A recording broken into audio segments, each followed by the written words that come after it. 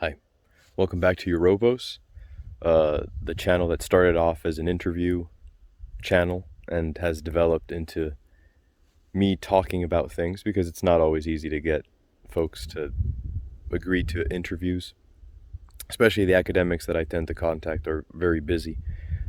So since it's the summer, and often during the summer I go to Spain, not this year, but I thought that I'd make a video about the medieval mythology of Spain. And there's a lot of parallels in other cultures as well, but it's not a topic that's treated a lot, I think, and the symbolism of it could be of interest. It has to do specifically with what's called the Romancero, the romance of the medieval kingdom of the Visigoths and its fall to Islamic invasion and its Reconquista. So it's a huge topic, mostly compiled from different versions of the song, because it's in verse or it's in song. The first compilations that we start to get would be with a king called Alfonso the Tenth. So I'm just going to tell the story, the basic story, and try to relate it to the kind of symbolism that one finds in the Bible, in Greek mythology, and so forth, as we go, maybe. The story goes, basically, that at some point, 24 kings had ruled in Spain. Presumably these are Visigothic kings, but that's not spelt out. And in Toledo, which is a city just to the south of Madrid, which was the Visigothic capital, there were two structures. One was the House of Kings, and every time a king would die, his crown was taken there, placed with those of his predecessors, and his name and age of death were inscribed upon it. And then there was a separate structure, a tower of some kind, in which, depending on the chronicle, there was an ark with the four Gospels that each king would swear by when he underwent his investiture, or in some sources there was an urn with a talisman that had been made by the Greeks in ancient times to prevent Spain from being invaded, because presumably there had been Greek monarchs of Spain in some ancient moment. We get this, interestingly, from Arabic chronicles, these particular elements. But the main of the romance focuses on the fact that this tower, the fact according to medieval imagination, had been built originally by Hercules, the demigod, the mythical hero. Because arriving in Spain, presumably during one of his labors, 12 labors, he discovered a snake underground.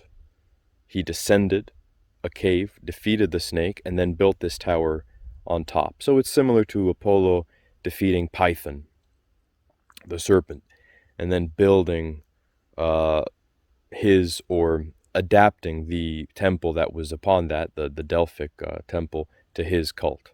Something like that. So Hercules sets up this tower, and he sets up a kind of mystery school. And every generation, 7 sages are present there to sort of keep this mystery school alive. But the condition is that every king has to somehow pay deference, has to somehow accept the limitations of his power by placing a lock on the gate, so that whatever Hercules placed inside, or the serpent and the serpentine energy, so to speak, that's been defeated by Hercules, that is nonetheless somehow present inside, will remain there. And this is where we get a very interesting sort of pagan Christian crossover, because of course, apart from the accounts that say that they have the four Gospels in the tower, there's a long tradition according to which somehow one of the Visigoths had brought the table of Solomon, the Solomon's temple table, to Toledo, and that it was being kept there along with whatever Hercules had stored, perhaps a treasure and so forth. So,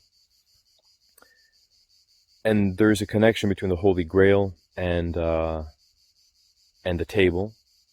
There's also a connection between Hercules and the Holy Grail in a way, because the idea of the Grail, in Greek, Grail would be crater, krater, that would be the word for it.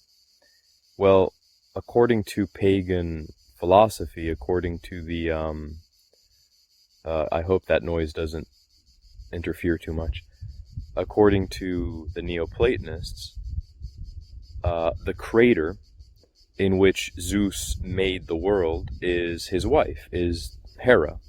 And of course Hercules is named after Hera, Heracles. But anyway, at some point then, there comes to power a concupiscential, a greedy, an excessively sort of haughty king called Rodrigo, or Ricaredo. He's a Visigoth. He is actually replacing an even worse king, Witiza, who was terrible. He would sort of blind his enemies, and is described as being very much an abuser of power. But Don Rodrigo is no better, apparently. So he comes to power, and when it's time for him to go to Toledo, to his capital city, and pay deference to the tower, he decides he doesn't want to do that. He decides he wants to break the locks, and he wants to go in and see what Hercules has in here. And it's interesting because greed is a kind of secondary motivation. In the chronicles especially, we get the idea that Rodrigo is just curious. He's just really curious. He wants to know what's in there. He wants to see what Hercules kept in there. There's a modern version, modern relatively speaking, I think it's from the 1500s, in which it says something like, Rodrigo wanted to see what the treasure was, and he was convinced it was a treasure because he knew Hercules believed, like the pagans did, that he would be reborn on the earth at some point in the future, and so he would go looking for his treasure. And if he had spread the word that this was a place not to be defiled, or even that there was some kind of a curse on it, then nobody would touch it. And when he came back, he'd be able to access his booty in a new life. So Rodrigo was convinced that there's treasure, or he's just curious. Now, the bishops, who interestingly, in a lot of the stories, instead of 7 sages, it's the bishops or the noblemen who are in charge of keeping the mystery school of this tower alive, making sure it's not defiled. So these guys, they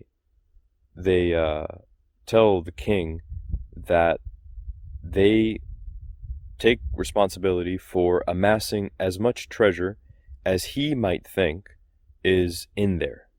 So if he thinks that he's going to be wealthier by desecrating this place, they say, don't worry about that. We will collect as much treasure as you believe is kept there. Just don't defile the tower. Don't defile the tower that's on top of the cave where Hercules defeated the serpent. But Rodrigo is too curious.